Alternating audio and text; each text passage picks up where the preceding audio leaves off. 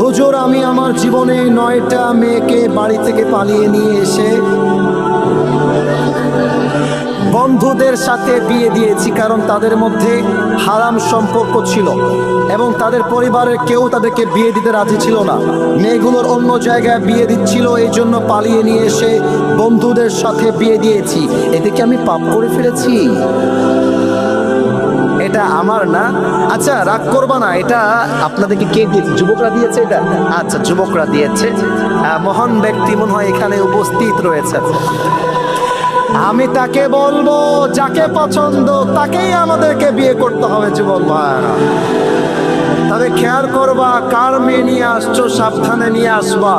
ভুলে ভালে ভিন্ন মেয়ে তুলতে গেলে কিন্তু তোমার পেটের চামড়া একটাও থাকবে না। তবে আমার যেটা মনে হয়, পালিয়ে বিয়ে করাটাকে আমি সাপোর্ট করি না, ইসলামও সাপোর্ট করে না। তবে যারা পালিয়ে বিয়ে করে এরা সাদে সাদে পালিয়ে বিয়ে করে না।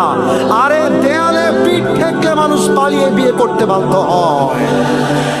আমার তো মনে হয় যুবকের বাপ যদি যুবককে রাইট টাইমে বিয়ে দিয়ে দেয়, আরে পালিয়ে বিয়ে করবে কেন? ধুমধাম করে সবার সামনে বিয়ে হবে। এখন দেখা যায় যুবকটা বিয়ে করতে চায়, বাপ বলে তুই তোর নিজের পায়ে দাঁড়িয়ে তারপরে বিয়ে করবি। মেয়েটা বিয়ে করতে চায়, বাপ মা বলে তোর বয়স এখনো 18 হয় নাই। আমি দর্শনার কাছে প্রশ্ন রাখতে চাই, 18 বছরের আগে যদি একজন মেয়ে বিয়ে করতে না পারে, 16 বছরের মেয়ে টিকটকে নেচে বেড়ায়, এই আইনটা কোথায় থেকে আসবে যুবক ভাই? বলো আমাকে।